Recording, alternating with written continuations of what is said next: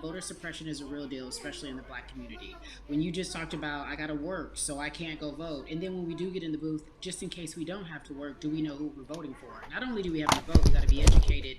And it's not always even about the man who's in office or the woman who's in office for president. It's about your local elections. It's about the people who are your DAs, your state DAs, like the people who actually make change in your community, who will change police brutality, who will make sure that your community is taken care of, who will defund police and hope that they can help you in stopping police brutality.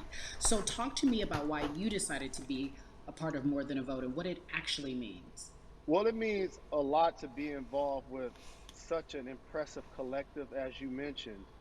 And I've said this multiple times, and I know it can be uncomfortable when I say it, but a lot of times we have to get to the root of the issue before we find a solution.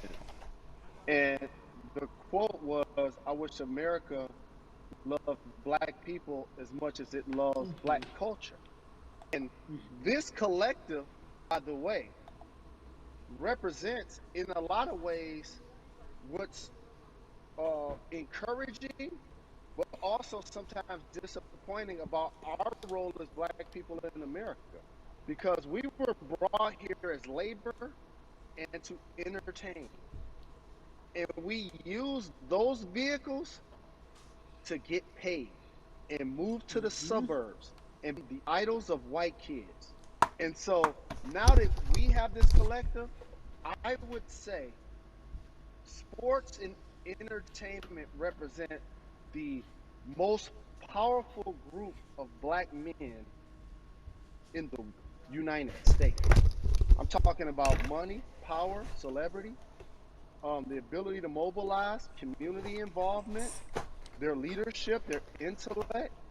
And so to have all of us pull it in the same direction at the same time for anything that we're passionate about is going to be a difference maker, but it's definitely going to be a difference maker in the 2020 vote because we're going to make sure we inform everybody that they can let their voice be heard, and failure is not an option.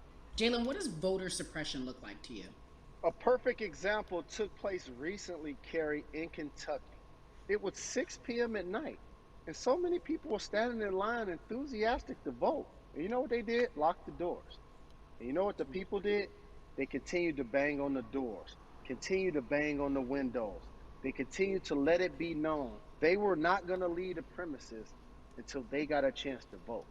And you know what ended up happening? They opened those doors and allowed those people to vote. So do not be discouraged.